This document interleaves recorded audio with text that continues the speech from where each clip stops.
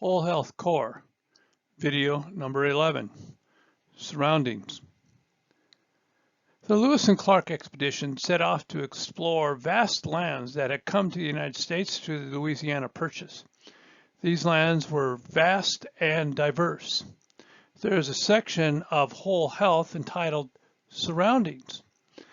Surroundings include our immediate surroundings, our home, our workplace, the city and town we live in. Military members remember the effect of surroundings as they traveled the country and the world to train as well as to deploy to war. Let's check out a video from Whole Health on surroundings.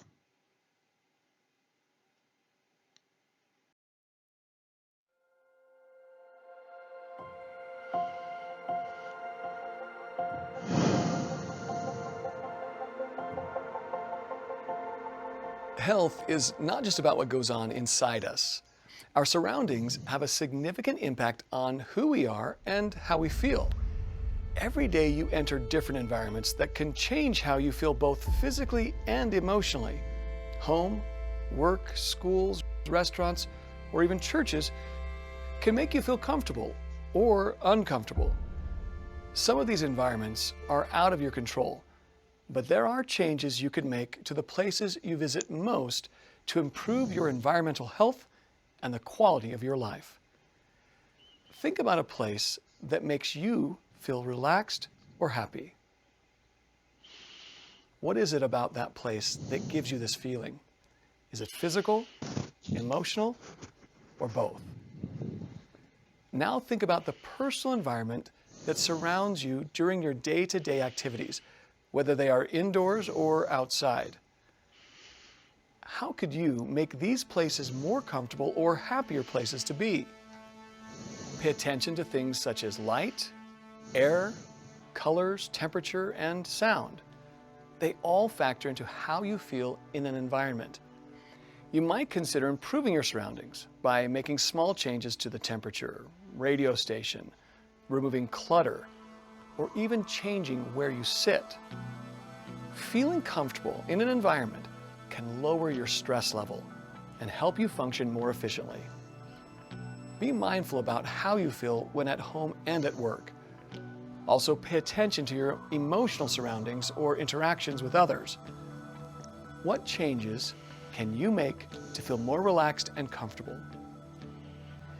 You may be concerned about your own safety or struggle with things like clutter, noise, bad smells, poor lighting, or water quality. It starts with paying attention to the influences of your environment on your life and health.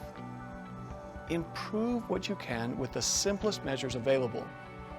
You might consider visual changes, such as adding a plant, painting the walls a different color, or adding other types of art to your space.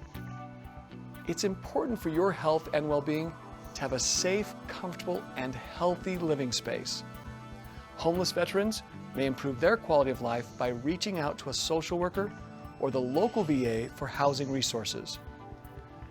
Improving your living area is just one of the many ways you can change your surroundings to better suit your physical and emotional needs. Consider your work environment as well. Do you sit or stand a lot during the day? Do you have a comfortable chair or shoes? Other things you may think about in your work environment are protecting yourself from exposure to harmful noises, chemicals, or dust, organizing workspaces, or making small changes that impact your sight, smell, touch, or sound. Out of all the ways you may consider to improve your surroundings, focus on what makes the most sense for you. Once you start to recognize how your surroundings affect you, you are the best person to think of solutions that make the spaces you are in more comfortable. Have you made a change to your surroundings in the past? If so, how did you feel as a result? Is there anything in your home or work environment that you've been thinking about improving? What impact would that have on your life?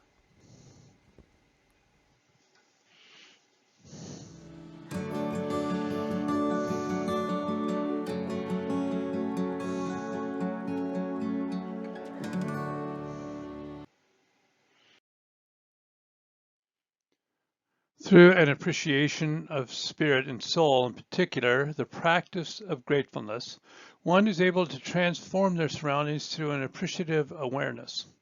The following video is a brief video from Brene Brown, expresses gratefulness that leads to joy.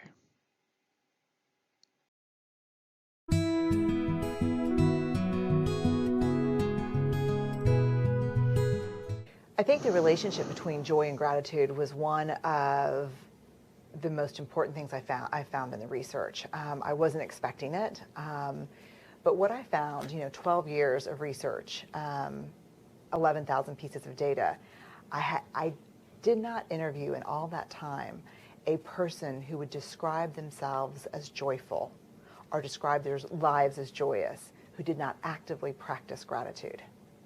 And for me, it was very counterintuitive because I kind of went into the research thinking that the relationship between joy and gratitude was, if you're joyful, then you should be grateful. But it wasn't that way at all. It was really that practicing gratitude invites joy into our lives. And when I say practice, I think this is the part that really changed my life. It changed my family and the way we live every day. When I say practice gratitude, I don't mean kind of like the attitude of gratitude or feeling grateful. I mean practicing gratitude. These folks shared in common a tangible gratitude practice. They either kept gratitude journals. Some of them did interesting things like at 1, 2, 3, 4, like at 12:34 every day, they said something out loud that they were grateful for. One of the things that we do, like we say grace at dinner. And so now after grace, we go around and everyone in my family says something they're grateful for. I mean, and what's interesting is when we first started, I have a first grade son, Charlie, and 8th grade daughter, Ellen. And at first I thought, and we've been doing it for a couple of years now, like they were like, oh God, Mom. And there was a little like, are you experimenting on us? There was a little bit of that.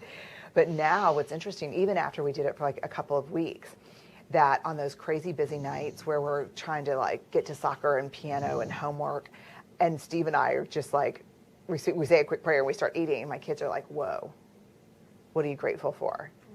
And it's been extraordinary because not only absolutely does it invite more joy into our house, it also is such a soulful window into what's going on in my kids' lives.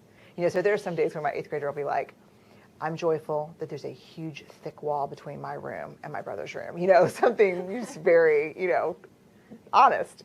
But there are other days she'll say, she had a friend whose mother recently died. And she said, for a month she would say, I'm just so grateful that y'all are healthy right now. And so not only did it make us all more aware of what we had and more willing to slow down and really be thankful for the joyful moments we had, but it let me know where she was emotionally in her life. And my son is always, I'm grateful for bugs, I'm grateful for frogs, but sometimes he'll say, I'm grateful that you picked me up early, or, I'm grateful that I finally understand adjectives, So there's a great quote that says, it's not joy that makes us grateful, it's gratitude that makes us joyful. And it's by a Jesuit priest. And I guess I was just amazed to find that bubble up so strongly in the research. It's life-changing.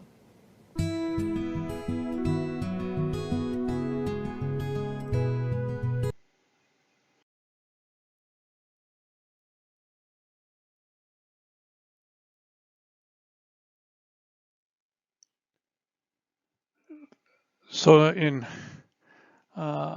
appreciation and gratefulness and looking to our surroundings, close with a quote from Parker Palmer. Anytime we can listen to our true self and give the care it requires, we do it not only for ourselves, but for the many others whose lives we touch. Take care. Be mindful of your surroundings.